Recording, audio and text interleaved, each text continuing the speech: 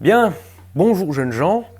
La dernière fois qu'on était dans cette configuration, j'étais déjà avec Madrid. On va pas te représenter ce coup-là, je Bonjour. pense que c'est bon maintenant, les gens te connaissent. Ouais, Et alors la dernière fois, pour ceux qui ont vu la vidéo, et vous avez été nombreux à la voir, j'étais agréablement surpris des résultats de cette vidéo. En fait, je m'attendais pas à une interview qui durait combien de temps? Bien 3 quarts d'heure, un truc, même plus. C'est 1h20 la vidéo. Putain, oui, 1h20. Je m'attendais pas à de tels retours, un tel engagement sur la vidéo, c'est-à-dire les gens le regardaient jusqu'à la fin et tout.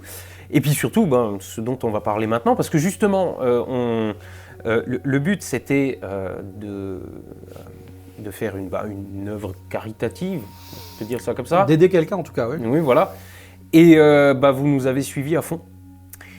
Donc aujourd'hui, on va vous parler de ça, de ce qui s'est passé, de ce qui s'est passé après la vidéo. Et aussi, accessoirement, je vous avais demandé si ça valait le coup de faire revenir Madrid, s'il avait d'autres photos à présenter. Or, il est en train de préparer une expo sur un autre voyage d'Urbex qu'il a fait. Et c'est ce de quoi... Je sais pas si c'est du bon français de dire c'est ce De quoi nous allons parler? Voilà, c'est ça. Merci. Et alors, le truc, c'est que autant la dernière fois, Tchernobyl, j'y avais été aussi, hein, la série des péloches irradiées, je la connaissais, voilà. Mais l'histoire qu'il va me raconter aujourd'hui, j'en ai eu que quelques maigres détails. On en avait parlé l'été dernier pendant mes travaux, tu étais venu avec ton stagiaire, on en avait parlé viteuf. Mais dans les grandes lignes, moi, cette histoire, je la connais pas, donc on va voir ça aujourd'hui. Alors, vous êtes prévenus, ça sera sûrement moins grandiloquent que... Il n'y a pas de péloche irradiée, désolé, il n'y a pas de nucléaire cette fois. Voilà, mais bon, ça devrait être rigolo quand même. Par contre, c'est vrai qu'on n'a pas d'intro putaclic pour la vidéo comme la dernière fois. Ah ouais, alors l'intro putaclic des péloches qui crépitent, ça ouais, je suis ça va vraiment pas désolé, marcher. mais ce coup-ci, On n'a pas. Bon, c'est pas grave. Jingle.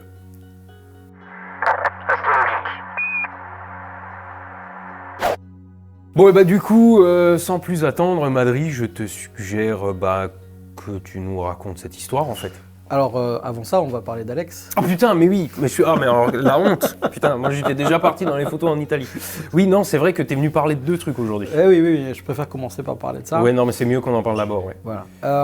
Alors Alex, donc déjà merci vraiment à toute ta communauté, à toi déjà parce que c'est grâce à toi que ça pu se faire, mais merci à toute ta communauté d'avoir suivi ce projet. Merci pour moi, mais la communauté elle est là. Ouais, merci la commu. Vraiment, vous êtes fous. Enfin, c'était incroyable ce qui s'est passé. Non, mais parce qu'en plus, ce qui s'est passé, c'est qu'à la base, on avait dit on vend les tirages qui restent. C'est ça.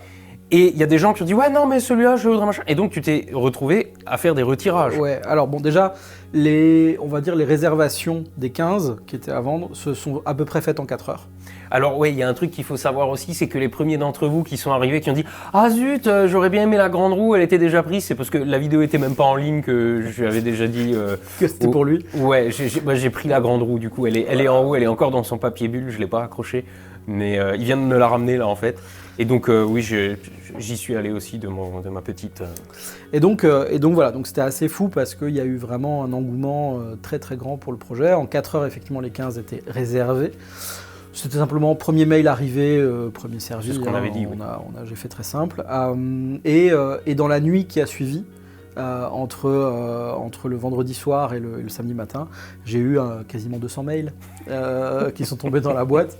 Ça ne m'était jamais arrivé, hein, avant de ma vie, de ma vie tout court. Ça ne m'était jamais arrivé un tel engouement. Donc ça, c'était vraiment juste incroyable. Et ça a été et énormément dans ces mails de gens qui souhaitaient les photos, mais aussi de messages de soutien pour Alex, d'histoires aussi, de gens qui m'ont raconté des histoires de eux avec leur métier qui a un attrait au nucléaire, ou de gens qui sont nés dans ces années-là, ou de gens qui sont nés en Ukraine, ou qui ont été ou habité en Ukraine, etc. Donc il y a eu pas mal de jolis messages.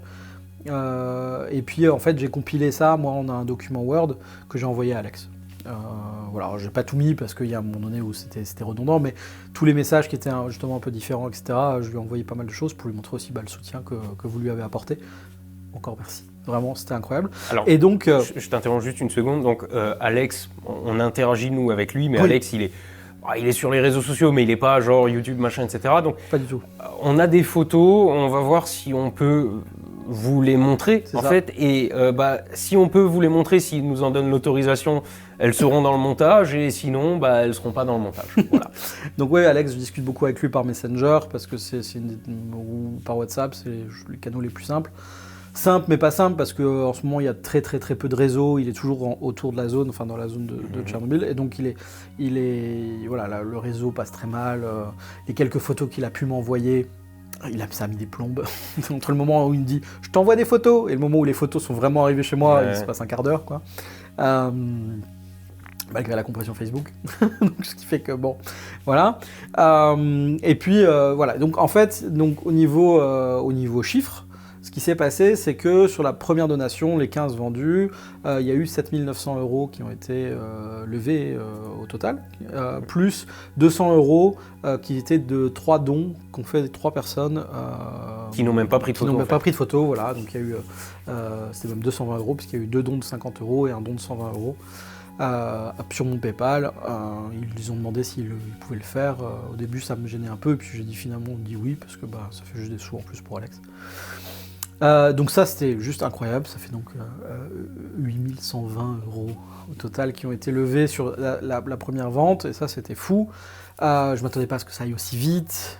Voilà, c'était vraiment incroyable. Moi non plus, hein. Je me suis dit, si en 48 heures, ça commence à bien partir, moi, je m'attendais à ça, parce que on parle quand même d'objets.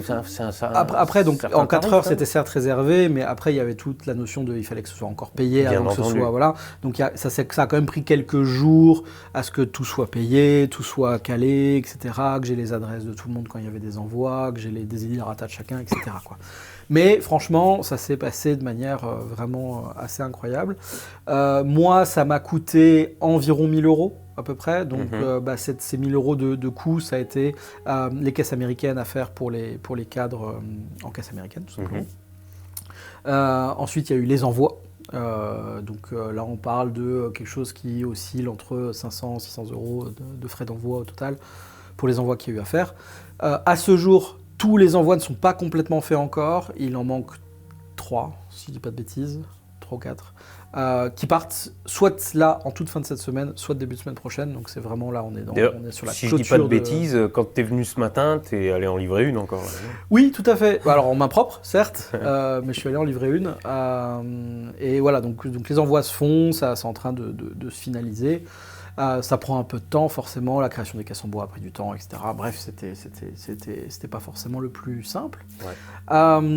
Et ensuite, il y a eu quelques frais PayPal, parce que voilà, PayPal a ponctionné une partie des sous. Quand on fait un vrai paiement, c'est-à-dire pas juste échange de pognon entre proches et tout ça.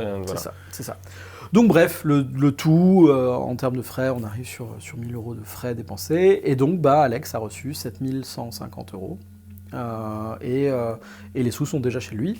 Ils ont été versés en 3 fois. On a d'abord fait un petit versement, il avait très peur que ça ne fonctionne pas, donc j'ai déjà dû attendre un moment où il était dispo et moi aussi, qu'on soit en même temps connectés sur Messenger pour vraiment pouvoir échanger, parce qu'il voulait être sûr que ça se passe bien, vérifier qu'il reçoit bien les sous et tout. Et donc je lui ai fait un premier petit versement de 250 €, et puis après j'ai fait un versement de 4000. Et là, il n'en revenait pas. En fait, je pense qu'il savait, mais en même temps, c'est pas parce que tu sais que tu te dis que ça va vraiment arriver, quoi. Et je me souviens, la première phrase qu'il m'a écrite quand il me dit je l'ai reçu, c'était « Oh !» 3 petits points. « Fuck, man !» 3 petits points. Voilà, donc c'était sa première réaction, c'était ça. Il était presque même désolé à un moment donné parce qu'il me disait je manque presque d'émotion vis-à-vis de ça parce qu'en ce moment je suis dans une période où, dans cette période très compliquée qu'il vit, il se met lui-même ses émotions de côté. Mais moi-même, le premier message qu'il m'a envoyé, c'était un message d'excuse. C'est bon, quoi. Non, mais c'est assez fou. Donc voilà. Donc pourquoi j'ai fait ce premier virement de 4000 et après seulement les 3000 restants, c'est parce qu'en fait PayPal a bloqué des sous. Entre les acheteurs et chez moi, en particulier ceux qui ont acheté justement en disant vraiment qu'ils achetaient des biens, il fallait que je prouve que ce soit envoyé. Et en fait, il se trouve que, et je vais raconter ça juste après, mais il se trouve que certains ont acheté comme ça, il fallait que je mette une preuve d'envoi alors qu'ils sont venus les chercher en main propre. qui fait que d'un coup, j'avais comprends. pas de preuve d'envoi filée à Ouais, PayPal. c'est ça. Et donc, en fait, finalement, les sous sont finis par se débloquer. Mais au bout d'un certain temps, ils sont en réalité débloqués le 8 mai. Donc, il y a quelques jours. Et ce qui fait que j'ai pu faire le deuxième virement de 3 000 €. Enfin, le troisième à Alex. Sachant que juste pour les repères temporels, on tourne cette vidéo à peu près 2 semaines avant sa diffusion. Très bien. Je ne savais pas. Mais voilà, en tout cas c'est comme ça que ça s'est passé et ça, c'était incroyable. Le nombre de mails que j'ai reçus était tellement important que une fois que la gestion était en bonne route des 15 premières et de ses donations et de PayPal, etc., je me suis dit, sois pas bête, fais des retirages. Alors que tous les gens, je leur avais d'abord répondu désolé, mais elles sont réservées. Si ça change, je vous préviendrai. Mais voilà. Et au final, j'ai quand même fini par réfléchir à la possibilité de faire des retirages, qui étaient forcément dans un cadre très différent, parce que là, d'un coup, c'était forcément des tirages que j'allais devoir commander, donc qui allaient du coûter de l'argent à ma boîte, qui allaient appartenir à mon entreprise, que j'allais devoir vendre donc sur facture, donc forcément plus au prix des tirages anciens de mes anciennes expos, voilà, qui étaient aussi des tirages neufs. Avec de nouveau des frais d'envoi, avec tout ça. Et donc, face à tout ça, je me suis dit qu'Alex... alors, l'autre problématique qui est grande en France, c'est que les sous allaient donc rentrer dans mon compte d'entreprise, et comment faire pour ensuite les verser à Alex facilement. Plein de questions autour de ça qui sont même pas encore complètement réglées. La question, c'est est-ce qu'il pourrait potentiellement me faire une facture, mais ça voudrait dire que lui, une entreprise là-bas. Et si c'est pas le cas, il va falloir que ces sous, me les verse à moi en salaire. Ouais, c'est super chiant. Sur lesquels je vais donc payer de l'URSSAF, donc des impôts, pour ensuite que ces sous repartent de mon compte perso vers chez lui. Voilà, c'est l'administration française là-dessus est complètement dans toute sa splendeur. Dingo, et ce qui fait que c'est pour ça que je voulais pas de ça sur la première vente et que je suis passé par PayPal à cause de ça, mais aussi parce que justement, vu que c'était des anciens tirages, ils pouvaient partir facilement, et voilà, donc j'avais pas toutes ces problématiques-là. Là, la problématique devenait grande, donc en fait j'ai fait mes calculs, tout simplement, de qu'est-ce que je pouvais faire, et sur ces ventes-là, sur ces nouvelles ventes, je pouvais donner 25% à Alex, pas plus, parce que malheureusement... Parce que frais charges, parce que toutes les conneries. Ça, voilà. Exactement. Néanmoins, j'ai prévenu les gens qui avaient été intéressés par des retirages, j'ai répondu aux mails, tu avais refait une petite vidéo vlog pour en parler, ouais. et là-dessus, il y a eu quand même pas mal de ventes, et ce qui fait qu'Alex va avoir 2 000 € supplémentaires. Voilà, en plus, donc il y a eu quasiment 10 000 € de ventes, ce qui est génial, et il va y avoir ces euros de plus qui vont aller chez Alex, ce qui est super, quoi. Donc vraiment encore, merci à vous, c'était incroyable, vous nous avez suivis là-dessus, c'était fou, et ouais, vraiment merci, quoi. Donc voilà, donc ça, et alors si, dans les histoires folles, très, très rapidement, mais j'ai rencontré des gens. J'ai rencontré des gens que j'aurais été sûrement jamais amené à rencontrer, grâce à cette vente. Parce qu'en fait, il y a plusieurs acheteurs qui sont venus les chercher en main propre. Et dans ces acheteurs, ça m'a potentiellement ouvert des portes pour des nouvelles séries de photos. Il y a en particulier un mec, alors je dévoile pas son identité parce qu'il ne sait pas que je vais en parler, mais ce gars vit au Kazakhstan. Il est français, il vit au Kazakhstan depuis 17 ans, avec son fils qui a 16 ans, qui est né là-bas, tout ça. Il fait de la motocross au Kazakhstan. Et il m'a montré des photos où il a les motocross à côté de radars abandonnés, à côté de morceaux de Soyouz crachés par terre, au milieu de la steppe kazakh. Et il m'a dit, mec, si tu veux venir, t'es le bienvenu. Ah putain. Je fais, ah ouais. Et il se trouvait qu'il était en France pendant 2 semaines pour des vacances, en fait, et qu'il en a profité pour venir chercher la photo en main propre, quoi. Voilà, si ça se trouve, ce même gars, parce qu'il bosse dans une entreprise française connue, là-bas en fait, va potentiellement même me trouver un contrat photo, peut-être, je sais pas, on verra, c'est pas fait, mais ça peut se discuter, tout ça. Il a montré mes photos à son patron qui a l'air d'apprécier, donc voilà. C'est donc bon à prendre. Ouais, des rencontres comme ça. En fait, d'un coup, ça me paye presque. Enfin, c'est fou, c'est une espèce de karma retour qui est assez génial. Et voilà, donc on est sur vraiment cette envie de gens qui ont simplement voulu échanger avec moi. C'était super. Il y a un gars qui est venu en voiture de Lyon chercher sa photo. Il a profité pour découvrir Strasbourg qu'il connaissait pas. Puis après on a bu une bière ensemble. Il y en a un autre, c'était lui, il était à Strasbourg. Il m'a invité à un barbecue parce qu'il m'a dit tant que je n'allais pas venir te faire venir, tu me livres la photo et tu repars, quoi. Enfin, et donc, en fait, vous avez été géniaux. Enfin, voilà, je vous reparle à vous. Vous avez été géniaux et tous ces gens que j'ai pu rencontrer ont été géniaux et m'ont offert plein de moments très agréables. Donc vraiment merci. Il y en a certaines qui sont parties même loin, alors pas sur les 15 premières. Tu m'as dit, ouais. Sur les 15 premières, il y en a une qui aurait pu partir potentiellement au Japon et une aux US, mais en fait, finalement, vu les frais de port que ça représentait, ça a été plus simple que ça soit envoyé à de la famille, à ces gens en France. Ouais. Donc ça a été plus simple. Mais sur les retirages, il y a un mec qui en a acheté 2 qui sont partis toutes les yeux aux US, à Seattle.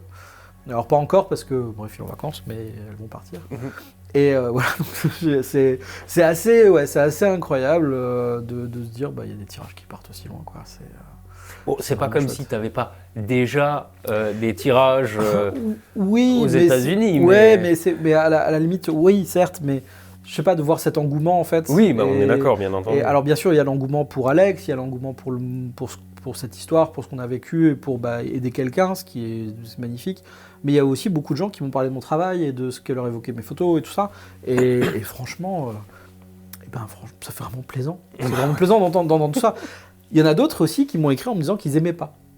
Oui, mais c'est ce qu'on disait la dernière fois. Oui, mais en fait, c'est vraiment bien. Voilà, quelque part, ces mails-là m'allaient bien aussi, quoi. Parce que quelque part, tu te dis, t'aimes pas, mais t'aimes pas pour une raison. Et c'est tellement... En fait, c'est rarement le travail qui est remis en question. C'est plus les images elles-mêmes, ce qu'elles véhiculent, qui va être dérangeant. C'est exactement ce qu'on disait la dernière fois. Exactement. Après, c'est vrai que, je crois que je l'avais dit aussi, moi, ce que j'aime bien justement dans cette série, c'est son côté creepy. Mais creepy, c'est sûr qu'accroché dans la chambre du petit dernier, voilà. Alors, il y a une photo plus que les autres. Sur les retirages, il y en a une qui n'est maintenant plus disponible. Elle est partie en beaucoup de petits exemplaires. C'est la photo limite avec la porte rouge. Et là, tu sais, c'était la porte rouge dans le cœur du réacteur. Le truc blindé. Tu m'étonnes. Celle-là, mais il y a une telle symbolique. Celle-là, elle a attisé les foules. Et donc, il y en avait 10. Et donc, dans les retirages, il y en a 9. Alors, c'est toutes des 30-45, mais il y en a 9 qui sont partis, quoi. Et c'était très étonnant, mais voilà. En tout cas, mais il y a une symbolique derrière. Ouais, il y a de se dire, voilà, là derrière, il y a le réacteur numéro 4. Ouais, bien sûr, mais après, c'est vrai que moi, c'est une photo que j'aime, mais si je devais choisir moi une des photos de mes photos préférées, ce serait pas forcément celle-là, parce qu'au niveau image pure, c'est une porte rouge. C'est ça. Mais toi, tu vas pas regarder selon les mêmes critères. Toi, tu as ton regard de photographe. Oui, mais je l'ai gardé quand même, donc c'est quand même une photo qui me plaît. Attention, je suis pas du tout en train de critiquer cette image. Je dis juste que voilà, il y a des choses comme ça auxquelles je m'attendais pas. Mais t'es toujours surpris en fait, parce que toi, tu arrives avec des images, et tu te dis, celle-là, elle me plaît vraiment, je pense qu'elle va plaire au public. Et en fait, c'est pas du tout celle-là qui marche, quoi. C'est exactement comme les musiciens, ils pondent une chanson, ils disent celle-là, elle met. Et puis en fait, elle est sur tous les best-of, c'est celle qui est réclamée à tous les concerts, en triple rappel à la fin, etc. Voilà, des fois, t'anticipes pas, quoi. C'est ça. Donc voilà, c'était vraiment une expérience assez magique, quoi. Donc merci encore. Les sous sont utilisés, alors pas en totalité, Alex c'est pas du tout comme ça. Il a commencé déjà par aider sa famille en partie, donc une partie des sous ont servi à ça. Il a ensuite fait des maraudes de nourriture, aussi bien pour les humains que pour les animaux domestiques qui sont laissés à l'abandon, donc il a aussi fait une maraude à un moment donné avec de la nourriture pour chiens et chats. Bref, il y a des maraudes avec des couvertures, des choses comme ça. Il est vraiment il est impliqué à fond dans les organismes là-bas. Alors que il est lui-même SDF, quoi. Alors il est SDF sans l'être aujourd'hui. Oui, on s'entend. C'est-à-dire que la maison est brûlée en partie, elle est vivable à l'heure actuelle. C'est-à-dire qu'en fait, il n'y a pas d'eau, il n'y a pas de chauffage. Le toit est en sale état et il y a des courants d'air partout dans la maison, donc de toute façon, même s'il y avait du chauffage, il ne servirait à rien. Et c'est pas réparable.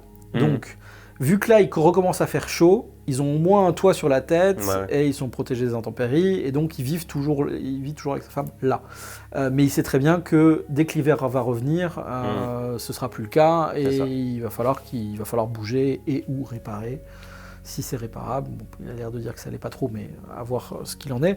Ce qui fait que là, il est malade, alors pas grand-chose, une grippe, mais parce qu'en fait, il dit, là, en ce moment, en Ukraine, il fait certes pas trop mauvais la journée, Les températures sont acceptables, mais la nuit, il fait 5 degrés. C'est un vrai climat continental, là-bas, c'est pas comme ici. Donc voilà, donc il a chopé une crève, mais bon, il va, hein, pas de souci.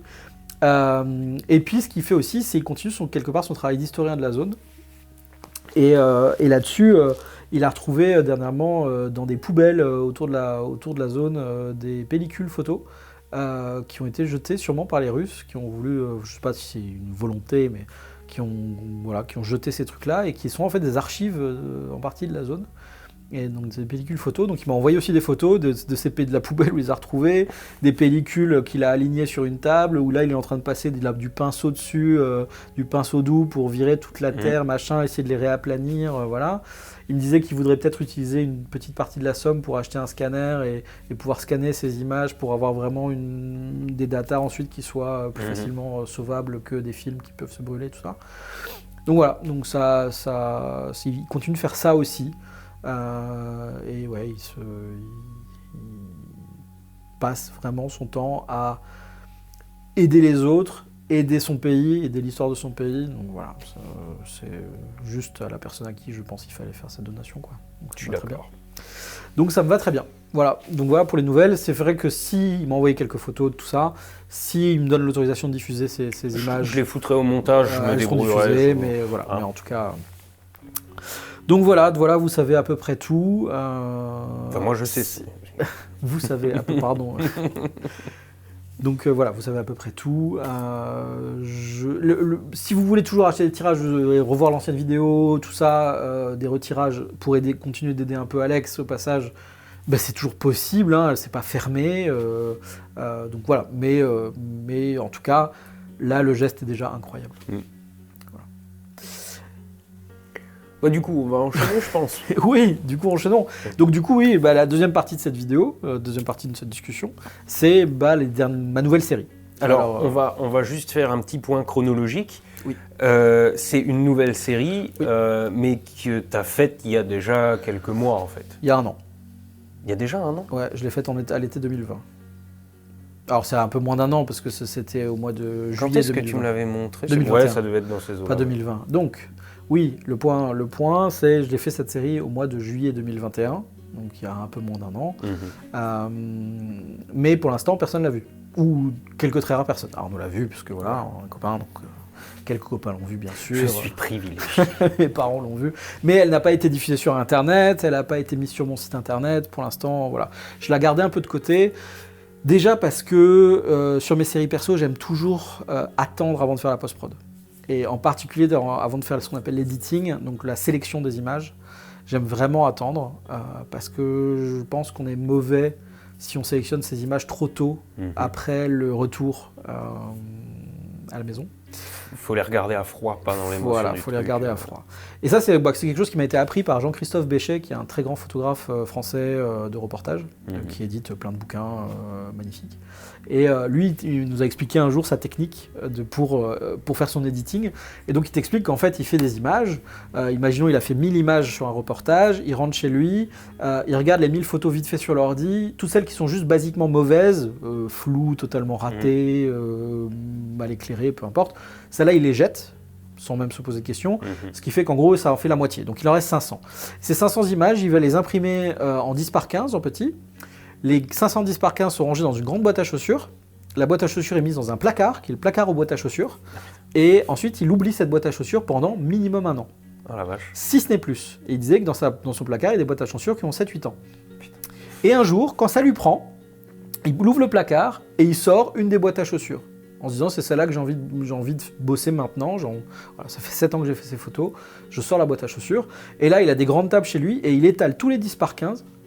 Et là, il fait son editing. C'est-à-dire que là, vu qu'il a tous les 10 par 15, il va vraiment prendre les images les unes après les autres, les regarder, se dire « ça c'est intéressant, ça c'est pas intéressant, ça véhicule quelque chose, ça non, ça va avec ça peut s'intercaler entre les deux, ça, tout ensemble, elles vont raconter une histoire, ça non, etc. etc. » Et là, il fait un editing fort à ce moment-là, et qui est pas dénué de sentiments, mais en tout cas sur lesquels il ne ressurgit pas le vécu du moment. Parce que des fois, il y a certaines images... Parce que le vécu, tu l'as toi, mais celui qui va regarder la photo, lui, il l'aura pas. Exactement. Et donc, il y a certaines images, pour toi, elle est forte, parce que à ce moment-là, quand toi, tu as fait ta photo, tu vivais un truc. Mais peut-être que ta photo, celle que tu as faite à ce moment-là, ne montre pas du tout ce que tu étais en train de vivre, ou en tout cas le montre mal, ou en tout cas ne véhicule pas autant de force que toi, ce que tu as ressenti à ce moment-là. Et donc, finalement, cette photo est peut-être finalement faible, elle. Et elle est peut-être pas très intéressante pour un public. Et donc, il faut savoir, quelque part, la laisser de côté. Et ça peut être difficile. Ça peut être difficile, surtout quand on est trop proche du moment où la photo a été prise et où tu as encore en toi tes souvenirs et tes ressentis, quoi. Donc voilà, donc j'aime bien essayer de respecter à peu près ça. Alors, pas aussi long que lui. 7-8 ans, c'est long quand même. La série n'a pas 7 ans. T'imagines, tu fais ça sur des mariages. Je vous livrerai les photos. C'est là que ça marche sur des séries perso. Mais ça peut pas marcher sur des séries faites pour des clients, bien entendu. Mais lui, par exemple, sur son dernier bouquin, qui s'appelle European Puzzle, c'est 30 ans de photos. C'est une série menée pendant 30 ans. Donc en même temps, oui, si déjà tu as mis 30 ans à faire les photos, oublier la boîte pendant 7-8 ans, ça rajoute pas grand-chose, quoi. Bon, bref, mais voilà, en tout cas... Ouais. C'est l'idée derrière la démarche. L'idée derrière la démarche. Donc moi, j'ai laissé reposer les photos et j'ai vraiment attendu février de cette année pour commencer, janvier-février, pour commencer à les bosser, à faire ma sélection, etc. Sachant que je suis revenu avec un peu moins de 1000 photos à peu près de ce voyage. Donc voilà, donc il en reste 60. Et encore, je trouve que ça devrait descendre à 55. Mais j'arrive pas à virer les 5 qu'il faudrait que je vire. Je sais en plus lesquels c'est, c'est affreux, je sais lesquels c'est, je sais pourquoi il faut les virer, mais j'y arrive pas. Bref, en tout cas... Alors, attends, j'ai envie de faire une parenthèse quand même. Vous avez déjà tous vu quelqu'un qui est parti en vacances ou qui a fait un week-end ou je sais pas quoi, et qui a mis les photos sur Facebook, qui vous fait un album de 200 photos médiocres. Et personne ne regarde ça. Alors que s'il avait sélectionné la meilleure et qu'il l'avait mis en grand, tout le monde l'aurait vu. C'est vrai. Et surtout quand c'est des photos qui se ressemblent beaucoup. Bah oui. Quand c'est deux photos qui sont très très proches l'une de l'autre. Et par exemple, dans les deux, là, pourquoi je dis que ça devrait descendre à 55, il y en a deux que je peux citer tout de suite, qui sont les deux dernières de la série que je t'ai envoyées, parce que je t'ai envoyé les images, donc c'est la 59 et la 60, qui sont en fait faites dans la même église, qui sont dans le même axe en plus, mais qui sont juste pas cadrées pareil, parce qu'il y en a une qui est faite depuis le fond de l'église et une autre qui est faite quasiment au niveau de la nef. Et j'arrive pas à me dire quel cadrage dans les deux j'aime vraiment. Je sais que je l'aime, je sais que les couleurs, tout me plaît, plein de choses me plaisent dans cette photo, dans ces deux photos, mais il y en a une quand elle est du fond de l'église, tu vois des peintures au plafond que tu n'as pas quand tu es forcément face à la nef. Mais face à la nef, il y a une croix qui est tombée par terre, qui est encore son ombre, enfin pas son ombre, mais une marque dans le bois, ouais, à l'endroit où elle était avant et elle qui est en dessous, qui est un détail que tu ne vois pas, que tu vois mais en tout petit dans le cadrage très large fait du fond de l'église, mais que tu vois magnifiquement quand tu es proche. Donc c'est une photo qu'il faut tirer en 2x3. Ouais, mais j'arrive pas. Oui, certes, mais voilà, pour l'instant c'est deux-là, et je sais qu'il y en a potentiellement une des deux qui doit vraiment disparaître. Mais voilà, j'arrive pas encore. J'y arriverai un jour. Mais voilà, en tout cas, la série fait ce nombre d'images-là, et donc elle va être exposée très bientôt, puisque le début de l'expo, le vernissage, c'est le 9 juin, à partir de 18h. Ouais, mais attends, quand c'est bien, mais où ? Alors, c'est dans une galerie qui s'appelle la Chouette Galerie, qui est rue Saint-Marc, au centre de Strasbourg. C'est à tout côté du quai Finvillers, pour ceux qui connaissent Strasbourg. Voilà, mais en tout cas, c'est une galerie d'art. Il n'y aura pas du tout les 60, il y aura 16 photos, 16 tirages issus de cette série qui seront exposés. Alors les gens, si vous allez voir la série, vous rentrez dans la galerie, et dès que vous voyez Madrid, vous faites ça. Vous levez les yeux au ciel et comme ça il saura que vous venez d'où vous venez. Voilà. C'est une très bonne option, c'est parfait. Au début j'ai dit vous rentrez puis vous gueulez les yeux, levez les yeux au ciel et tout, mais vous allez perturber tout le monde, c'est pas le plan. Et puis ça va vite devenir ingérable, donc vous faites juste ça. Ouais, surtout que moi je serai forcément pas là tous les jours de l'ouverture de la galerie, je serai là au vernissage bien entendu. Mais après par exemple les samedis je serai quasiment jamais là, je suis en mariage, donc voilà. Et la galerie est ouverte les mardis, mercredis et vendredis soirs, pas en journée, et les samedis et dimanches toute l'après-midi jusqu'au début de soirée. Voilà. Et ça se termine quand, tu l'as Et dit? ça se termine pas encore, j'ai pas encore dit, ça se termine le 3 juillet. Voilà. Donc ça c'est dure à 3 peu près un semaines mois, et demie, quoi. un mois, Oui. ouais, c'est ça. Exactement. Et donc, bah, déjà, si vous avez envie de venir, venez. Bah, Ça me juste fera pour voir plaisir. les photos, en fait. Hein. Juste pour voir les photos. Alors certes, vous allez en voir quelques-unes là qui vont défiler au fur et à mesure, mais si vous avez envie de les voir en grand... Ouais, et puis ça en va fait, être chouette. surtout, le truc, c'est ça, c'est qu'on n'apprécie pas du tout de la même manière une photo sur un écran et une Et photo en grand tirée. format, ouais, ça Ouais. c'est sûr. Ne serait-ce Ça- que ça se le voit différemment, quoi. tirage, le fait d'avoir un objet physique devant soi, la lumière qui rend pas du tout de la même manière, etc. Les photos, ça s'apprécie beaucoup plus sur des tirages. Tirez vos propres photos d'ailleurs. Ne gardez pas juste sur votre téléphone ou sur C'est un clair. écran. Celles que vous Imprimez aimez. vos photos, Ouais. imprimez des bouquins, imprimez des photos. C'est comme ça qu'elles vivent. Et donc, je sais pas si on aurait bien fait de parler de ça avant de parler de l'histoire de la série, mais au pire, au montage, tu inverseras. Non, mais au pire, on s'en fout. Voilà, on sait que ça va exister. Voilà, Maintenant, bah, dis-nous. Et donc cette série très particulière parce que je voulais une série différente de ce que j'avais fait jusque-là. Jusque-là, beaucoup de mes séries sont plutôt sombres en termes d'image. Mais la série des oubliés sur les lieux abandonnés a été faite souvent l'hiver, souvent par des jours de beau de mauvais temps, des jours pluvieux, etc. Donc ça fait des photos plutôt froides, plutôt sombres. Voilà. Là, je voulais continuer à faire des lieux abandonnés, mais sous un angle différent. Et en 2020, il y a mon pote Romain Veillon, qui fait de l'urbex aussi, et qui en a fait quasiment un métier même.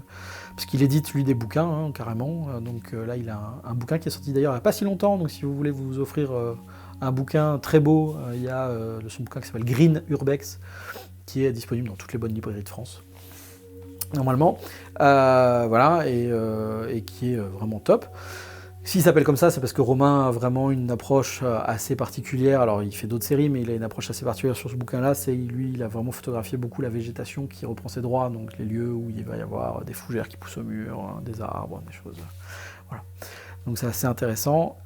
Et donc, Romain me dit ouais, j'ai vraiment envie qu'on aille en Italie, j'ai envie de continuer à mes séries, bref. Et donc, on a commencé à bosser le voyage, et puis est arrivé un petit truc. Tout petit. 3 fois rien. Personne n'en a entendu parler. Et donc le Covid a tout foutu par terre, particulièrement mes finances, et puis les possibilités de voyager, bien sûr. Ouais, parce que, juste pour la parenthèse, quand tous les mariages sont annulés et que tu es photographe de mariage... Oui, voilà, c'était pas foufou comme année 2020 pour moi. Et donc, bah, le voyage n'a pas pu se faire. Et on se dit, bon, ben, il revient à la charge, il revient vers moi en début 2021, enfin, le mois de mai, je sais plus, en me disant, Adri, cette année on le fait, quoi. Je lui fais, vas-y, cette année on le fait. Allez, go, allons-y, quoi. Avec un petit défaut, c'est que j'avais déjà accepté quelque chose. J'avais accepté d'avoir un stagiaire d'une école de photo pendant tous les mois pour les 2 mois d'été 2021. Ouais. Et donc là, tu fais, j'ai envie de partir 2 semaines en Italie. J'ai un stagiaire. Je peux pas lui dire, désolé gars, tu vas être tout seul pendant 2 semaines. J'ai emmené mon stagiaire en Italie. Alors attention, à tous ceux qui regardent, si vous êtes jeunes, tout ça, venez pas m'envoyer des mails pour faire des demandes de stage pour venir en Italie avec moi, quoi. Enfin, il y a un moment donné, c'est bien tombé, et Nicolas Muller, mon stagiaire, était Qu'on peut-être salue sûrement- d'ailleurs, il était déjà là pendant Ouais, il les était travaux, déjà là, ouais. vous êtes venu Et donc, monter les donc photos. voilà, c'était une super expérience. Voilà, je fais pas ça chaque année, quoi. Je m'amuse pas à emmener mes stagiaires à chaque fois. Il se trouve que là, ça s'est fait, mais voilà. Par contre, t'es quand même le genre de mec, bon, tu vas recevoir 200 mails après ce que je vais dire, mais t'es quand même le genre de mec qui implique un peu les stagiaires dans le boulot. Alors oui. C'est pas des stages photocopieuses, quoi. Non, alors ça c'est qui est clairement bien. pas des stages photocopieuses, mais surtout, en plus de les impliquer dans le boulot, je vais choisir des stagiaires dont le portfolio me parle. Moi, ce que je demande, c'est pas une lettre de motif, et puis encore, surtout pas d'un mail de 2 lignes me disant je cherche un stage. Ce qui m'intéresse, c'est de voir des images. Parce que ce qui m'intéresse, moi, c'est d'emmener quelqu'un avec qui on va pouvoir parler photo, avec qui on va pouvoir échanger, qui va pouvoir shooter en même temps que moi, me montrer ses photos derrière, que je puisse lui dire ce que je pense des images qu'il a fait, etc. Donc forcément, moi, j'attends quelqu'un qui soit motivé. Je prends pas de stagiaires de lycée ou voilà. Moi, c'est forcément des gens qui sont déjà en école de photo ou qui ont un vrai goût à ça, quoi. Donc j'ai des demandes de stage assez régulièrement, je les refuse en grande partie parce que. Tu peux pas tout le temps prendre tout le monde non plus. D'une part, et puis après, quand je disais aussi j'implique les stagiaires, moi c'est avec grand plaisir que j'emmène mes stagiaires sur les mariages, si les mariés sont d'accord bien sûr. Mais quand j'ai un mariage à Bordeaux, qu'on doit prendre le train le vendredi, le reprendre le dimanche, qu'on va bosser de 10h du mat à 1h du mat, on n'est pas dans des horaires de stage tout à fait standardisés. C'est ça. Et donc forcément, mais par contre, la liberté qu'ils ont, c'est que pendant ces heures de boulot, ils vont pas porter mon sac. Oui. Jamais de la vie. Je me refuse à avoir un stagiaire qui fasse ça. Ça ne m'intéresse pas du tout. Je vais leur mettre un boîtier entre les mains. Je vais leur dire voilà, toi tu as un boîtier avec une focale qui est différente des miennes. Tu vas shooter en même temps que moi. Tu vas pas shooter à côté de moi parce que le but c'est que tu trouves tes propres cadres, tes propres images. Tu vas pas non plus te mettre en face de moi parce que sinon je te tue. Ça veut dire qu'il serait dans mes images. Donc tu te mets où tu veux dans l'arc des 180 degrés par rapport à là où je suis, mais tu te déplaces, tu bouges, tu fais tes propres images. Si tu veux prendre la main, moi des moments on a fait avec Nicolas, on a fait des shootings de couple, etc. Et des fois, je lui laissais clairement prendre la main. Donc, ce qui fait que le couple, il avait un shooting un peu plus long, parce que comme ça, moi, la promesse de nombre de photos rendues par moi était respectée. Ils ne plaignent pas trop de ça en général. Non, et puis voilà, donc, ce qui fait que d'un coup, il recevait des photos en plus faites par Nico. Mais je lui disais, voilà, tu peux prendre la main, etc. Donc, ce qui fait qu'on avait aussi des fois des photos un peu clairement différentes, parce qu'on ne gérait pas forcément les choses de la même manière, etc. Oui, et puis les styles différents d'une personne à l'autre, tout ça. Exactement. Et donc, voilà. Et donc, on se retrouve à partir à 3. En non, Italie. à Milan, pas à 3. Oui, merci pour cette. En plus, ce qui est affreux, c'est qu'elle était inscrite là, cette vanne, et que j'osais pas la faire. Bref, et donc on commence à partir, on part en Italie. On part en avion, ce qui est un peu compliqué en période de Covid. Voilà, maintenant, ça commence à redevenir simple. Oui, mais en 2021, de virer le masque et tout, mais oui, en 2021, c'était pas la même. Il fallait, si t'avais pas tes deux doses à l'époque de vaccin, il fallait absolument des tests de moins de 24 heures, etc. Voilà, donc c'est encore des fois le cas maintenant, mais tu sentais que c'était pas franchement simple et que c'était voilà. Et puis il y avait des files d'attente. J'ai jamais vu des files d'attente pareilles dans Charles de Gaulle. C'était impressionnant. Il y avait, parce que justement tout le monde était pris de court par le fait qu'il fallait vérifier les passes de tout le monde, pas le pass, machin. Enfin voilà. Et mais bon, ça se fait. On arrive en Italie. Arrivé en Italie, on récupère la voiture de location, non sans mal, parce que bien sûr, si t'es pas un bon touriste, tu te fais pas au moins arnaquer une fois. Donc j'avais réservé une voiture de loc avec ma carte pro et arrivé au truc de loc où il faut payer une caution, il me dit que cette carte n'est pas valable. C'est pas qu'elle passe pas, parce que des sous il y en avait. C'est juste qu'elle n'est pas valable selon leurs standards, parce que ce n'est pas une carte de crédit, mais une carte de débit. Et donc d'un coup, si je veux prendre une voiture, c'est possible, mais pas au même prix que le prix que j'ai payé la location. Et donc ils m'ont demandé 300 balles de plus. Oh les enculés quoi. Oh, les 22 heures, t'es claqué, tu sais que le lendemain, t'as tes premières photos qui sont là. T'es plus dans le débat en fait. J'avais une deuxième carte bleue perso, mais c'était une carte bleue de crédit aussi, de débit aussi, donc ça marchait de toute façon pas. Tu fais vas-y, ok, tu sais quoi, vas-y, je paye les 300 et puis... Ouais, parce que je vais quand même faire la précision, parce qu'en France, on appelle à peu près tout une carte de crédit. Mais dans certains pays, on fait la nuance, c'est notamment le cas en Amérique du Sud aussi ou aux États-Unis. Tu as des cartes, tu payes, mais en fait c'est débité qu'à la fin du mois. On a ça aussi en France, mais on appelle tout carte de crédit, alors qu'en fait ce sont des cartes de débit. C'est tu payes, c'est retiré tout de suite ou le temps que l'opération soit faite. Et en fait, ce qui est fou, c'est que cette carte pro, j'ai réservé toutes mes voitures de log depuis que je me déplace en tant que pro avec, quoi. Ça n'a posé problème dans aucun pays du monde. Ouais. Aucun. Sauf là. Bon, après, ça... Et puis bien sûr, après j'ai fait quelques recherches sur internet et tu vois qu'il y a plein d'autres gens qui se sont fait avoir de la même façon. C'est écrit dans les règles, hein, mais bon, c'est quand même limite. Bref, tout ça pour commencer enfin le voyage. Les premiers lieux qu'on a fait sont forcément un peu proches de Milan, pas du tout dans Milan centre, comme d'habitude avec les lieux abandonnés. Ce sont des lieux qui, si on veut qu'ils restent en bon état, doivent forcément être assez loin des grands centres urbains. Parce que sinon, ils sont très rapidement squattés, tagués, etc. Voler. Voler, tout simplement. Mais parce qu'ils sont juste à côté de ces grands centres, et donc oui, forcément, ils sont faciles d'accès, il y a du passage, ils sont vite détectés. Bon, très facilement, il y a une grande brasserie à Strasbourg qui a été abandonnée il y a quelques années, la brasserie Fischer.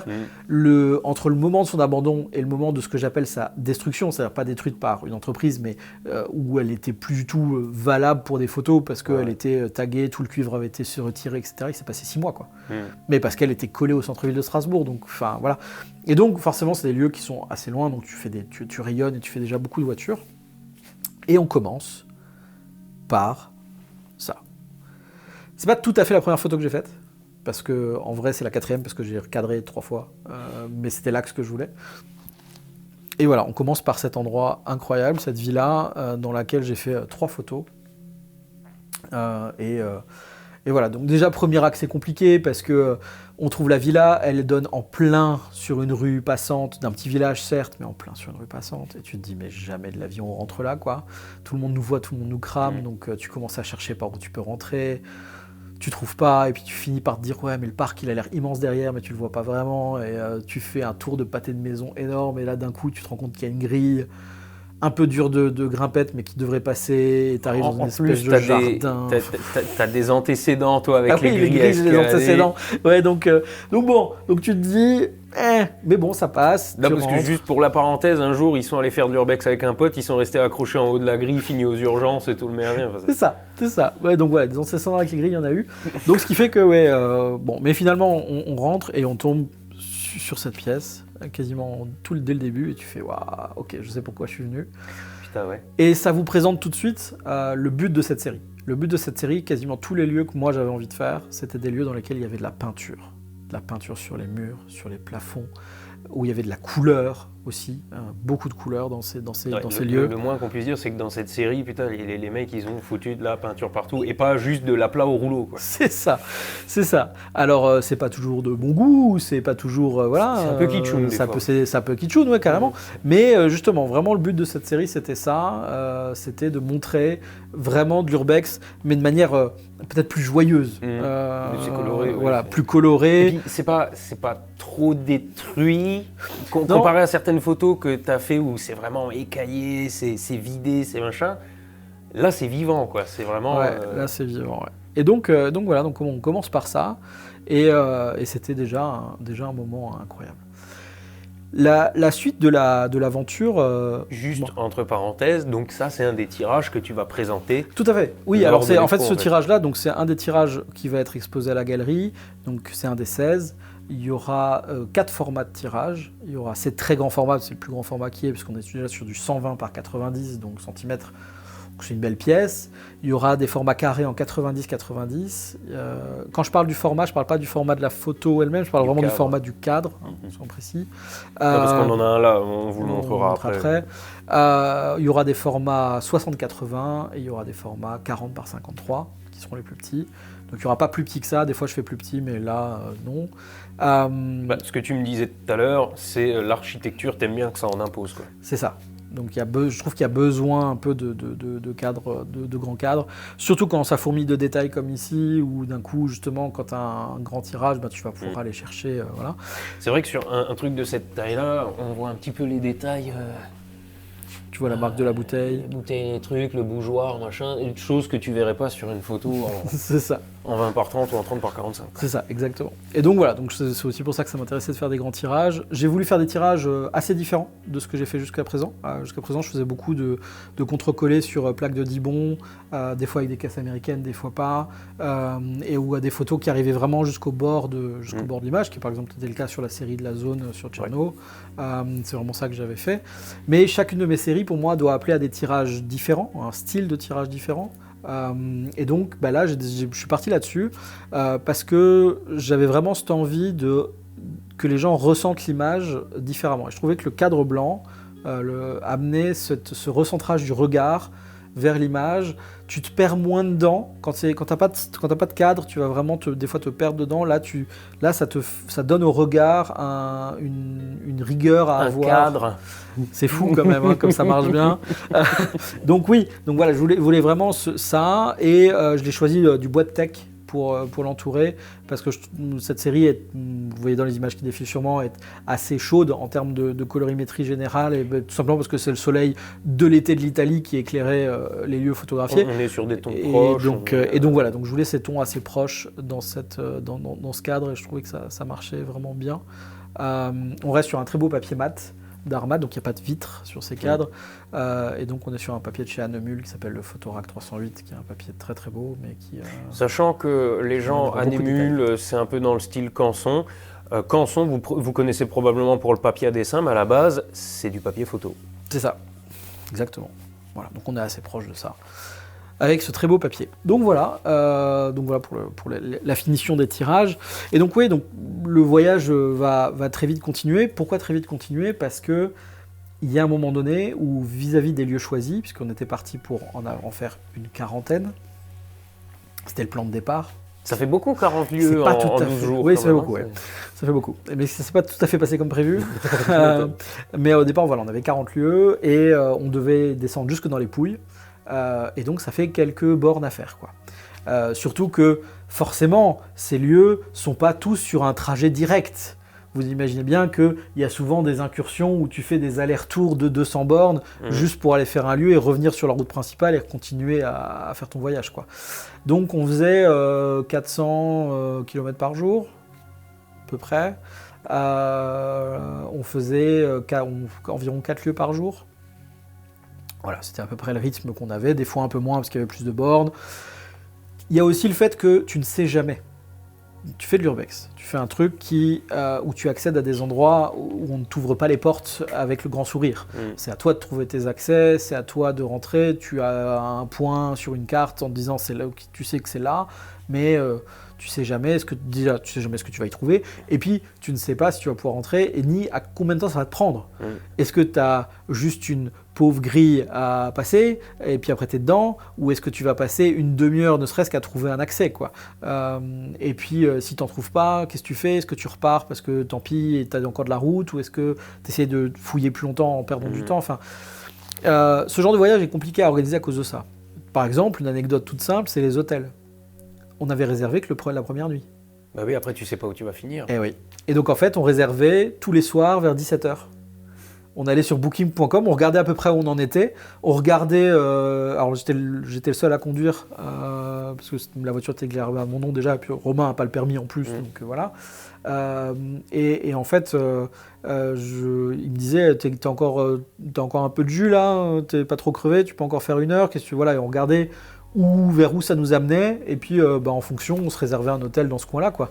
En fait, vous auriez dû louer une camionnette aménagée et dormir à l'arrière. Alors, ça aurait été peut-être plus simple, ouais, mais à 3 dans une camionnette aménagée, je suis pas sûr que ça passe. Bah, surtout parce que toi, tu ronfles comme un hélicoptère. Alors. C'est ça, comme un train à vapeur, comme un train à vapeur qui n'a pas été décrassé depuis bien longtemps. Donc toi, t'aurais dormi. Il aurait fallu qu'ils y pressent des cases de chantier pour dormir, tu sais, des cases Cantivo. Non, mais ouais, donc c'était voilà, ça s'organise comme ça un peu au fur et à mesure. Tu sais jamais quand trop tu vas manger. Des fois tu manges pas, des fois tu manges, tu sais pas, quoi. C'est un peu. Donc le midi c'était souvent à l'arrache, et puis le soir on essayait quand même de se poser, de se trouver quand même un resto, pas trop pourri. Ou pour juste se faire une bonne pizza, parce qu'une pizza en Italie, même quand elle est très bonne, c'est 7 balles. Donc tu fais, bah oui, ça va pas me coûter plus cher qu'un sandwich. Donc voilà, donc tout ça fait que c'était un voyage assez mouvementé. Et donc on a réussi à enchaîner pas mal de lieux sur les premiers jours. On n'a pas eu trop de soucis, on a réussi à faire quasiment tout ce qu'on voulait.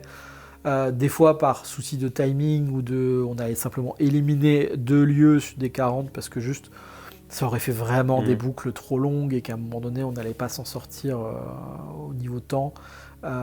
Et puis des fois tu fais des choix en disant ça peut-être, ça je suis pas sûr. Voilà. Et donc on a pas mal enchaîné. Il y avait déjà beaucoup de ces lieux que tu connaissais par photo, que tu avais vu d'autres, ou c'était vraiment du rencardage? Alors certains lieux c'était vraiment du rencardage, mais d'autres j'avais au moins une photo, ouais. Mais ce qui est marrant, c'est certains lieux, j'avais une photo et c'est pas celle-là que j'ai faite. Ouais. Enfin, je l'ai faite aussi parce qu'il fallait la faire si déjà tu viens à la base en disant... Et en fait, tu visites l'endroit et tu vois des pièces qui sont tellement plus belles et tu fais... Ouais, mais non, mais c'est ça que je veux faire en photo, moi, quoi. Enfin, et par exemple, la suivante qu'on va vous montrer là, c'est un lieu dans lequel je savais qu'il y avait un escalier en marbre. Alors, j'ai fait quand même une photo de l'escalier en marbre, c'est pas la question. Mais la pièce que j'ai photographiée là, elle m'a tellement sauté à la gueule quand je suis rentré dedans, quoi. Et la lumière qu'il y avait à ce moment-là, tout, c'était juste parfait. Et cette photo, je l'avais jamais vue avant. Donc en fait, il y a un moment donné où t'as quand même, t'as besoin de cette curiosité. Ouais, il faut que tu découvres le site. Après, il y a des gros spots d'urbex qui ont été photographiés sous tous les angles. Oui. Quand tu y vas, tu te demandes pourquoi tu y vas encore, tu connais déjà Je pense que les photos que vous allez voir là, vous les avez pas vues beaucoup, en tout cas pour ceux qui sont dans l'urbex. Moi, je les ai quasiment jamais vus ou très peu. Et après, il y a un autre truc dans le temps, je parlais du temps, c'est le temps que le lieu lui-même va te prendre. D'un coup, tu arrives dans une église, enfin une chapelle, où en fait, tu as un axe à faire, tu le fais, tu as peut-être l'autre axe dans l'autre sens, et c'est fini, parce qu'elle fait 30 mètres carrés, quoi. Et donc, tu l'as fait en une demi-heure, enfin même pas, je veux dire, voilà. D'autres fois, tu rentres dans un palais, et le palais, il fait 4 étages, et tu as 25 pièces par étage, et tu fais... Oh waouh, on en a pour 7 heures là. Et je me souviens, il y a des lieux que j'ai visités qui n'étaient pas très loin, il fallait 2 jours pour faire le tour du truc. Quoi. C'est ça. Alors tout n'est pas forcément intéressant en photo. On est d'accord. Mais néanmoins, ne serait-ce de faire le tour, voilà. Etc. Voilà. Donc voilà, donc on a pas mal enchaîné. On a fait tous des photos assez différentes. Moi, je faisais des photos vraiment purement d'archi. Romain est aussi orienté archi, mais avec cette recherche de cette végétation. Et Nicolas, lui, il a fait des photos assez différentes parce qu'il avait pris un parti pris assez violent. Il avait pris seulement un boîtier argentique. C'est audacieux. Qui est en plus un Rolleiflex, donc avec un 80 mm devant, donc c'est même pas, enfin c'est l'équivalent d'un 50 à peu près, donc c'est même pas un grand angle quoi. C'est un peu serré quand tu te retrouves dans une petite pièce. Voilà d'une part, et surtout en argentique, faire des temps de pause de 30 secondes, 40 secondes, enfin c'est de l'ordre du quasi impossible. Donc lui il a beaucoup plus fait de l'extérieur. Il a fait beaucoup plus de photos extérieures, solaires, de lieux, de façades, même de l'Italie elle-même. Sa série est très différente des nôtres. Il a plus, quelque part, presque documenté son voyage, même si c'est pas tout à fait ça. Il a des photos aussi de lieux où moi, ça me plaisait juste pas. Par exemple, dans l'eau, il y avait une piscine, mais qui était une piscine années 80, avec une structure métal, un peu comme des sheds d'usine, comme ça, voilà. Que en verre, où tout le verre était cassé, et où en fait dans la piscine il y avait de la végétation qui avait poussé partout dans le bassin, etc. Donc une piscine municipale, hein, pas juste une piscine d'un particulier. Forcément Romain ça lui plaît, la végétation, et Nico ça lui parlait de ce lieu, je crois que ça a été son préféré. Je pense qu'il a claqué un rouleau entier, 12 photos sur tout ce lieu-là, quoi. Moi j'en ai fait 0. Je suis même pas rentré. Pour tout dire, je suis même pas rentré dans ce lieu en fait. J'ai vu le truc, j'ai fait non. En fait, voilà. Je savais que ça rentrerait dans aucune de mes séries, que je fasse des photos ou pas, elles allaient pas être gardées. Je le sentais dès le départ. Donc en fait, voilà, tu t'y vas pas. Et en même temps, le but c'était pas tout le temps de faire plaisir aux trois. Le but c'était que les trois soient contents à la sortie du voyage et que chacun ait une série de photos qui lui plaisent. Le fait que chacun ait fait des photos très différentes fait finalement est tout à fait intéressant. Donc voilà, donc on a pas mal enchaîné. Et je dois avouer que là, les problèmes ont commencé. Alors, les problèmes ont commencé déjà parce que moi, les autres aussi, il faut avouer, mais j'ai eu le sentiment d'accumuler beaucoup de fatigue. C'est-à-dire que faire ces lieux, t'es toujours un peu dans le stress, hein, néanmoins, tu fais quelque chose de pas totalement légal, et tu stresses forcément un petit peu, tu prends sur toi, tu cadres, ça a l'air de rien parce que c'est pas physique, mais ça bouffe un peu d'énergie mentale, à penser à tes cadres, à bien tout réfléchir, tout en étant là, aux aguets des bruits et des machins. Tu fais de la route, et comme je disais, il y avait quasiment que moi qui conduisais sur le début du voyage, et ce qui fait que, voilà, à un moment donné, j'ai vraiment accumulé beaucoup de fatigue. Et un matin, on avait un premier lieu à faire qui était un superbe palais où on savait qu'il y avait une salle de bain en marbre qu'on voulait absolument prendre en photo et qui était au milieu d'une ville en montagne. Et donc déjà, trouver les accès était un peu compliqué, mais on finit par comprendre qu'en fait, ça se passe par l'arrière du truc, où en fait, tu grimpes dans des chemins largement au-dessus du palais, que tu finis par descendre dans une espèce d'éboulis pas possible qui longe le mur du palais, et que là, en fait, potentiellement, tu arrives à l'arrière du truc, et que là, il y a peut-être une entrée, quoi. Donc on fait ça. J'étais déjà un peu flageolant dans cette descente, je me sentais pas aussi assuré que d'habitude, quoi. On finit par arriver à ce palais, à l'intérieur. On trouve un escalier direct. Romain monte en premier. En haut de l'escalier, il rentre dans la pièce, c'est la salle de bain. Sauf que là, il y avait un autre gars. Un autre gars. Qui faisait une photo avec son iPhone. Romain se dit d'abord, oh bah s'il fait une photo avec son iPhone, s'il fait sûrement comme nous. Que dalle, c'était le gardien. Oh putain. Qui faisait sa ronde. Alors je précise, moi l'histoire je la connais pas encore, je l'ai dit, tu me spoiles pas. Je t'écoute. Putain. Oh, putain. Ah, c'était le gardien. Et là j'entends ça commence à gueuler, machin. Alors bon, bah qu'est-ce que tu fais dans ces cas-là? T'essayes de calmer le jeu, mais bon tu parles pas très bien italien, le mec parle pas très bien anglais. Ça commence à devenir un peu compliqué de s'expliquer. Tu expliques de ce côté-là que pour la photo, tu montes les appareils. Tu lui dis même que t'es prêt à lui filer 50 balles pour qu'il te laisse faire la photo et après tu t'en vas. Hein, voilà.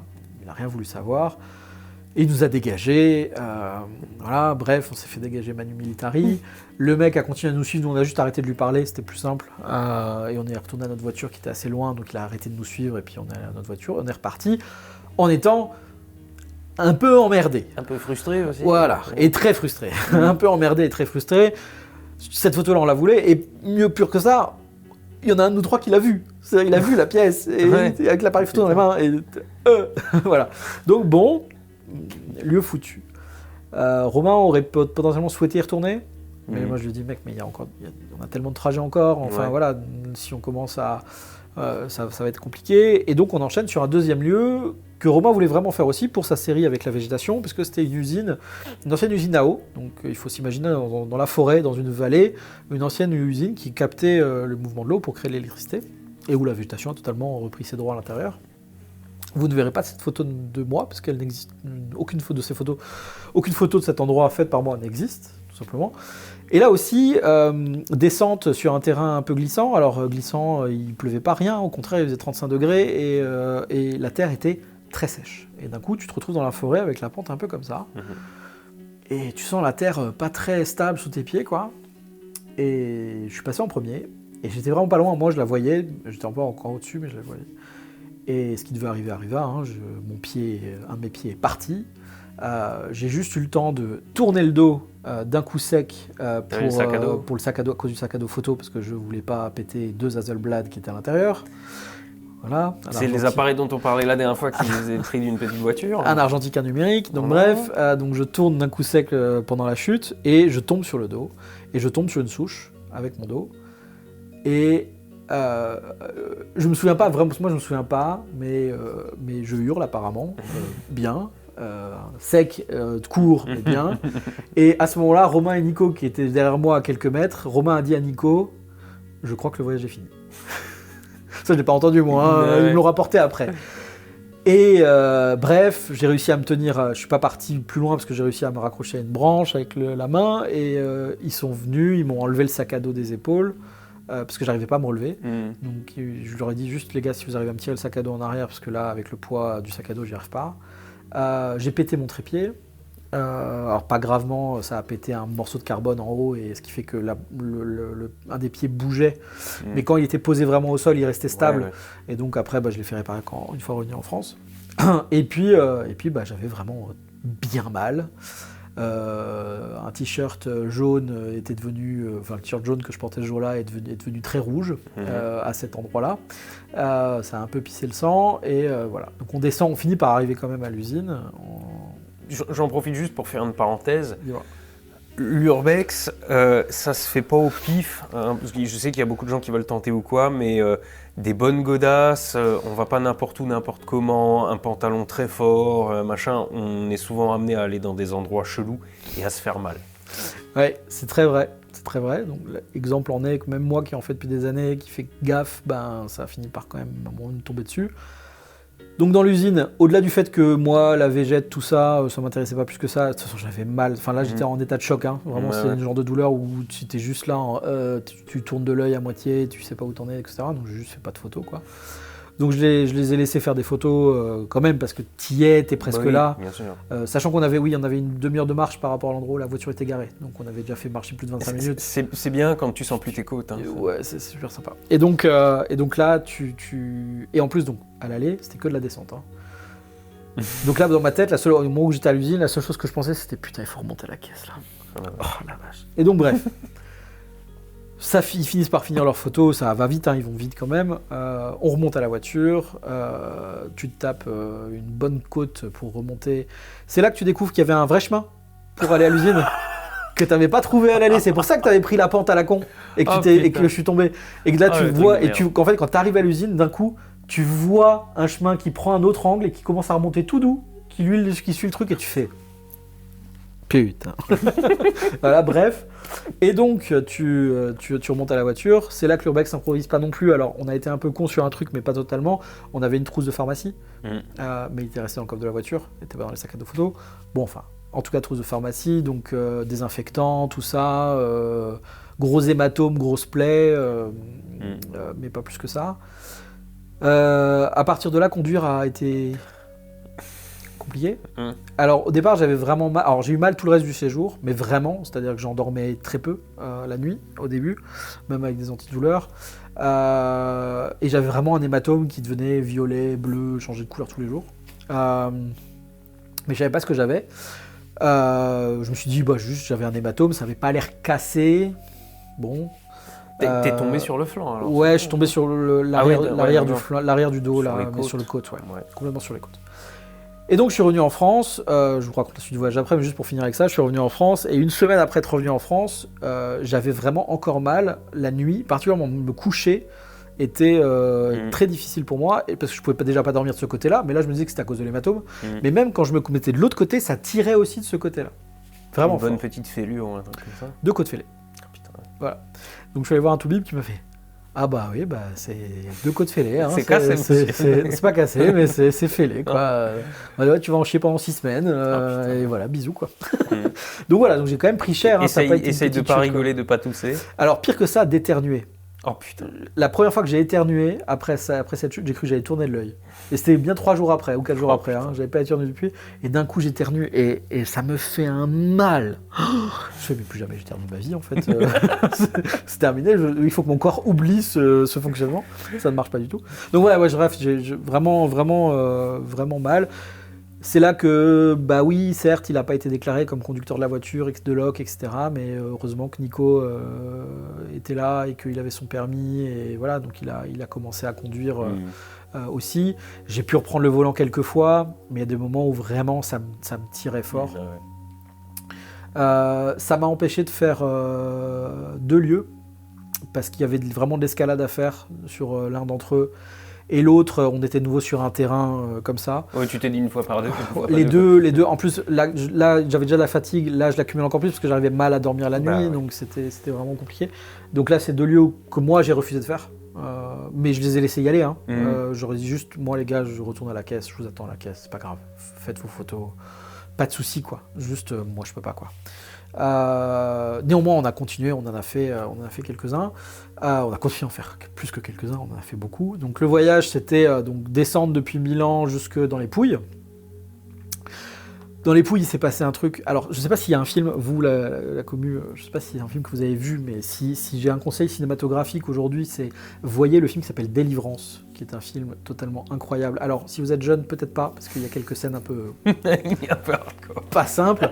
Voilà, mais c'est un film incroyable, Délivrance, qui est un film de 73, si je dis pas de conneries, mais enfin bref. Vous avez fini dans les bois avec un 12 sur la nuque en gueulant comme des cochons ou... Non, pas tout à fait. Mais il y a un lieu, on est arrivé devant, et en fait, c'était une ferme au milieu des Pouilles. C'est-à-dire qu'il faut imaginer une terre désolée où il n'y a pas grand-chose, où tout est très sec. Les Pouilles, c'est déjà pas la région la plus riche d'Italie. C'est le talon de la botte, si je dis pas de bêtises. Et donc on arrive près de ce lieu en ayant garé la voiture loin, mais en fait, tout le monde nous a vus à 15 km parce que tu étais au milieu de 3 bonhommes qui marchent, au milieu de... il se passe pas grand-chose.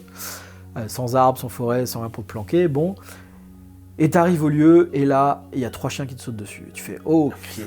Et en fait, à côté des 3 chiens, ce que tu n'avais pas vu, parce que c'était après le mur où dont les 3 chiens sont arrivés, il y avait des gars.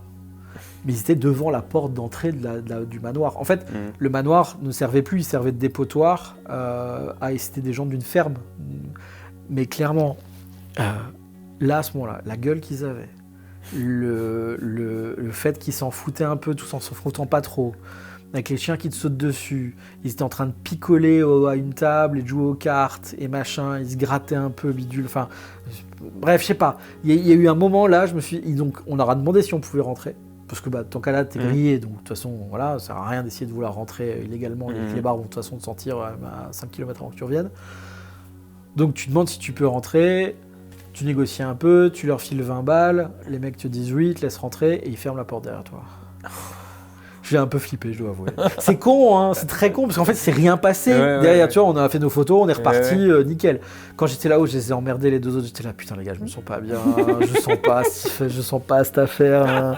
Putain, mais tu sais pas en fait, c'est juste que c'est très con parce que en fait c'est des gens très gentils, très humains, voilà. Et c'est très drôle parce que le temps qu'on fasse nos photos, qu'on descende, ils ont été rejoints par leurs femmes qui venaient leur apporter à bouffer. Et donc il y avait plus de monde en bas, et donc on a discuté un peu, et puis enfin finalement c'était très. Mais je sais pas, en fait, je sais pas, j'étais dans le stress, j'avais déjà mal à ce moment-là, enfin, donc c'est là. Je sais pas, je suis pas fan. Bref, voilà. Mais bon, ça arrive, hein, c'est des choses comme ça. Ouais.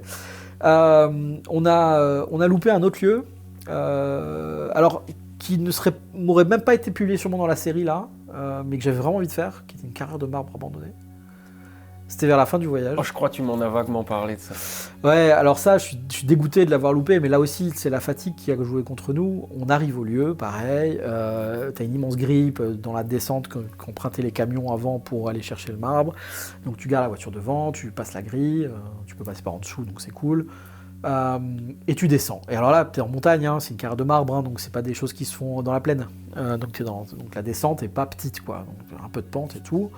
Tu marches, et à un moment donné, tu la vois apparaître, tu fais super, elle est là, trop bien, voilà. Mais t'es l'avant-dernier jour du voyage, quoi. Donc t'es crevé, et on n'a pas vu l'alarme.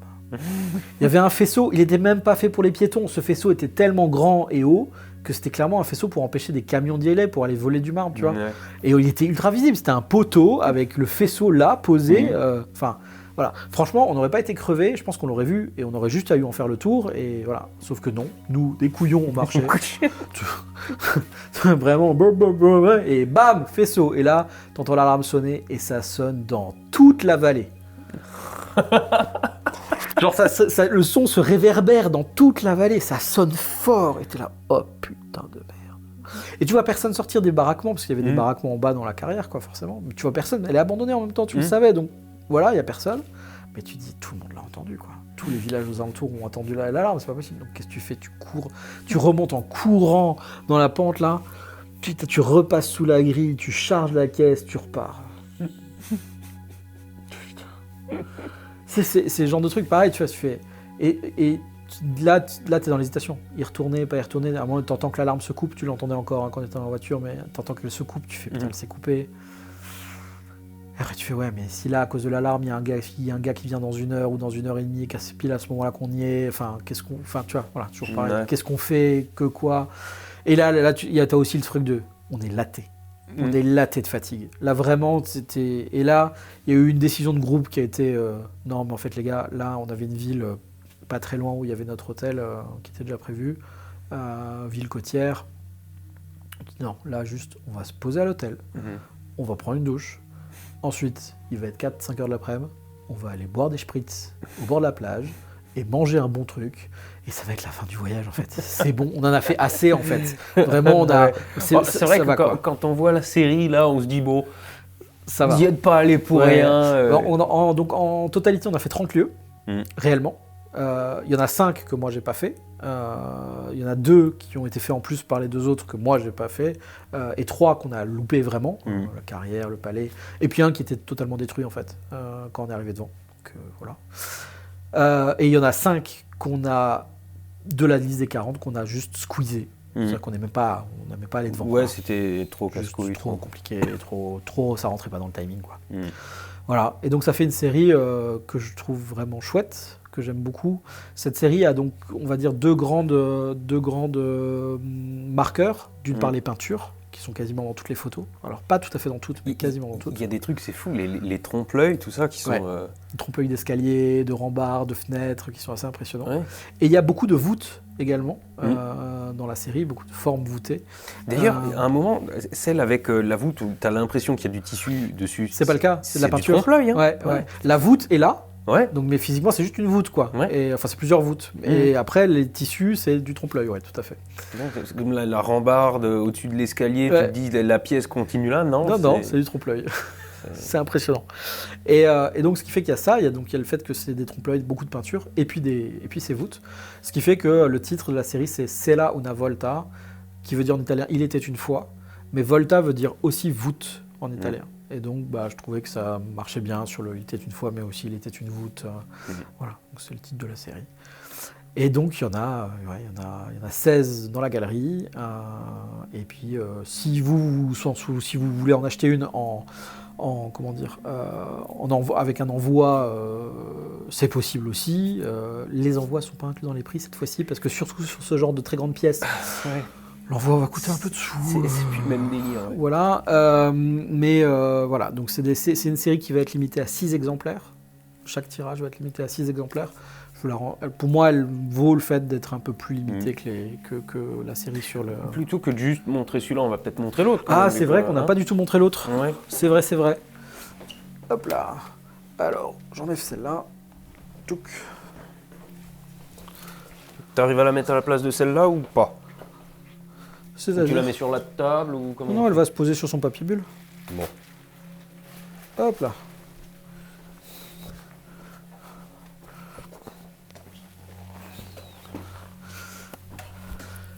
Oui, tu parlais avant d'un escalier avec un trompe-l'œil à l'intérieur. En fait, dans ce palais, il y avait la pièce qu'on avait repérée, c'était cet escalier, qui est un escalier en marbre, etc.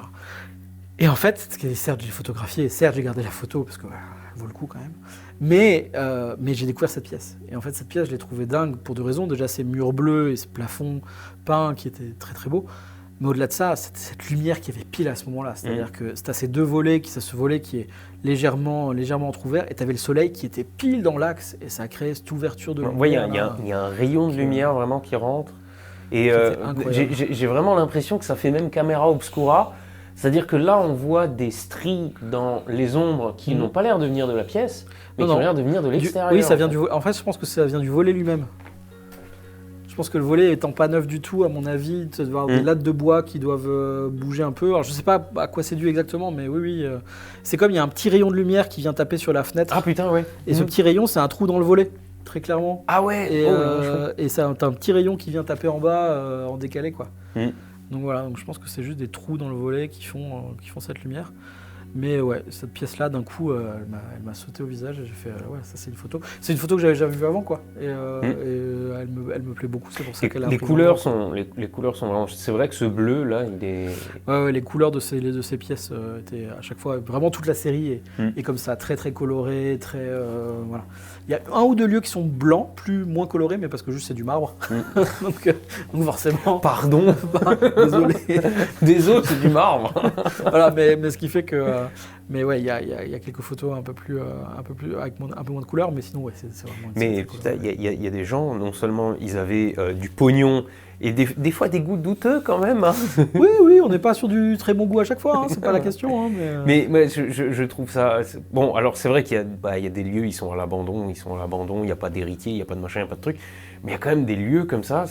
Enfin, tu te dis limite ça devrait être classé ou je sais pas. Et ouais, c'est compliqué. Donc voilà, si vous avez envie de les voir, en plus de celles que vous... Enfin, les voir en grand. De toute façon, là, ça fait déjà quasiment 1 heure qu'on parle, oui, facile. On a déjà bien fait le tour, je pense. Donc, une série de 60 photos, si j'en montre ne serait-ce qu'une par minute... Oui, t'as fait le tour. Voilà. Donc, mais par contre, c'est vrai que voir une photo, c'est pas la même chose de la voir... Donc si vous venez le 9 juin à partir de 18h jusqu'à 23h, voire plus, si vous restez longtemps, il y aura du vin, des trucs à grignoter, moi pour discuter avec, tout ça, c'est le vernissage. Et ensuite, donc c'est 20 rue Saint-Marc à Strasbourg, centre-ville.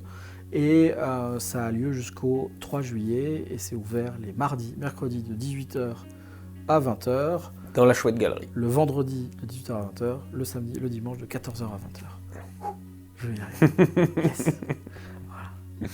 Voilà. Et après, niveau tarification, si jamais vous voulez acheter, je pense que là, ça vaut pas le coup de faire comme la dernière fois, le Google Doc machin et tout, mais non. Au pire, vous me contactez, mais grosso modo, que vous sachiez, les petits formats seront à 500 et les grands formats comme ça à 1500. Pas ceux-là, mais la très grande est à 1500. On laissera ton contact dans la description, ou je sais pas, et puis après les gens se démerdent. Après, oui, bon, là, on est sur du tarif, c'est plus la même chose, mais c'est plus les mêmes formats. C'est plus les mêmes formats, c'est plus le même non plus la qualité de cadre, on a sur ce cadre de bois en tech, etc. Voilà, et puis bon, après, tu as aussi la galerie qui prend sa part. Alors ça, oui, quand tu vas en galerie, la galerie, c'est comme ça qu'elle vit, puisqu'une galerie, c'est un lieu avec une entreprise qui doit tourner. Cette entreprise ne fonctionne que grâce au fait de vendre des tirages, ils ne font pas de bouffe, ils ne font pas de boisson, voilà, et donc forcément ils prennent un grand pourcentage de chaque vente quand je vais en galerie, c'est normal. Certes, c'est un gros achat, c'est beaucoup d'argent, mais en même temps c'est une œuvre qui va vous durer très longtemps, c'est un autre type de finition, ça prend une autre place dans le salon. On est sur du très haut de gamme en termes de tirage, on est sur du... Ouais, j'essaye, Voilà. Ne serait-ce qu'un... Bah oui, le papier photo comme ça a un rendu qui... Parce que là, on est sur du match, je sais pas à quel point ça va se voir en vidéo, mais on a l'impression que la pièce est là, quelque part. Il n'y a pas de reflet, il n'y a pas de truc. Enfin, bon, bref, c'est du vrai tirage photo, quoi. C'est ça. Voilà. Bah, merci de m'avoir écouté.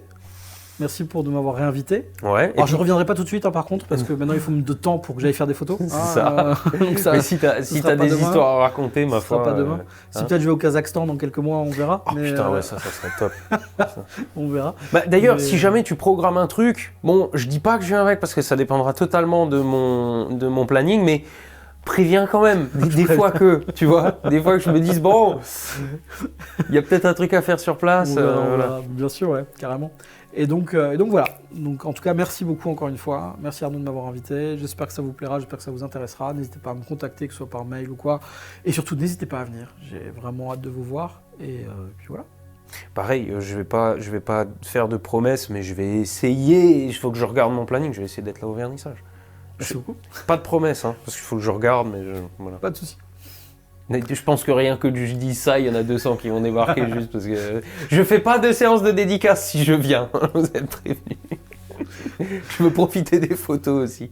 Voilà. Yes. Bon, merci beaucoup Arnaud. Écoute, merci à toi. Et puis dès que tu as des histoires de ouf à raconter, tu es le bienvenu. Et puis, avec plaisir.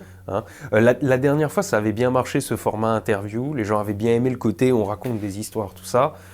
Je pense que je referai à l'avenir, même si c'est pas forcément avec toi, mais je pense que je vais trouver.